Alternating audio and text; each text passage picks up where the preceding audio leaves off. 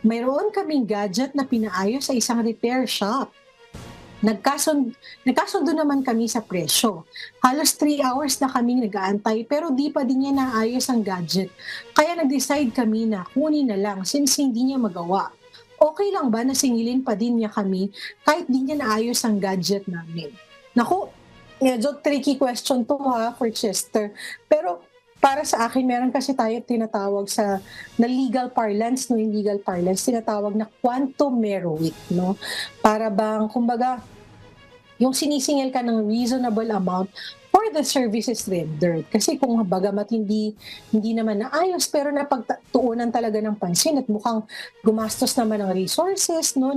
Ng gumastos naman whether gumastos ng kuryente or nagbayad sila ng tao para iusin ng inyong property, baka pwede naman kayong singilin ng reasonable amount, no? Reasonable amount. So pwede sigurong makipag-usap kayo doon sa nagmamay-ari ng gawaan ng gadget na baka naman puwedeng hindi po yung full amount but, puwedeng kalahati siguro or ganitong amount lang kasi hindi naman po naayos 'no.